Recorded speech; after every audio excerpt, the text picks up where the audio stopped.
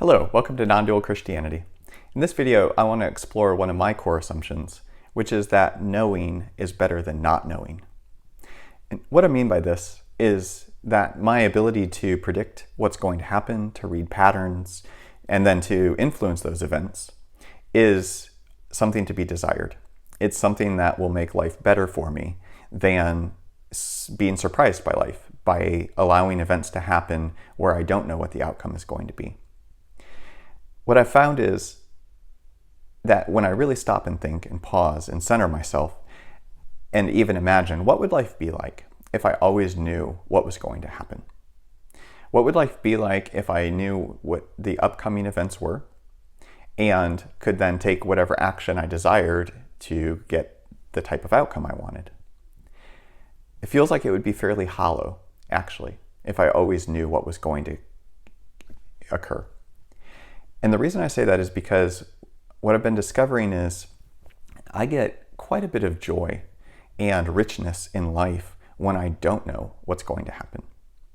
When I approach a situation or a person and I come at it more with the attitude of, well, who knows what will happen? I'll try this and see what kind of response I get. Or how exciting is it that I don't know if path A or path B is going to unfold for me? And it's that life that I'm experiencing in the not knowing that's making me question my assumption, which is, no, it would be better if I knew exactly which path was going to happen and how it would turn out. I think part of this is very much wrapped up even with my love for truth and confusing the difference between truth and this predicting or knowing. Because I would say that truth comes from a deep desire and really my essence.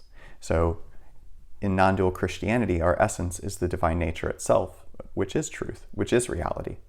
So the love of truth, the love of, and even the pursuit of that, trying to discover what is real, is the love of oneself. Right? It's the love of sort of the foundation and the essence of all things. That is not necessarily the same as knowing. Knowing comes from the ego mind layer. It comes from trying to read patterns, trying to read the world of form, right? And trying to predict, what will one sequence of events cause? What will the outcome of that be? That can be a lot of fun as long as I see it as a game. It can be a lot of fun as long as I sort of put the desire and even the game of trying to predict within the greater context of truth, resting in truth, and even resting in the not knowing. But as soon as I start to feel like I have to know, as soon as I start to feel as though if I don't know, maybe something bad will happen or there's something to fear, that's an indicator that I've switched from being centered in my true identity, my essence, into my ego mind, my confused state of thinking that I'm my thoughts, thinking I'm my body, thinking I'm some part of my form, which is why I need to know what's going to happen to protect myself. So, just in summary, the love of truth does not necessarily mean that I need to know, that I need to predict. The knowing and the predicting comes more from the ego mind. The knowing and the predicting can be a lot of fun as long as it's within the context of not knowing. It's within the context of resting in my own essence. And the reason is because the not knowing is what is the richness of life, what is sort of the life force of life. And the reason that I would say that is because that is how I have set up life, how you have set up life, right? If the divine essence gives rise to all things, then the divine essence is in all things, as all things. So there's truth, there's essence in every moment. And yet, clearly, there's many things that we conceal from ourselves. Clearly, as life unfolds, it is a mystery. It is an unknowing of what the next event is going to be. And we've set it up that way.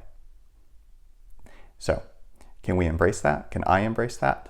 And can I avoid the false assumption that life would actually be better if I could predict everything? Because in reality, life is better when I enjoy each moment and find the life and the richness in the not knowing. Thank you for exploring this with me today.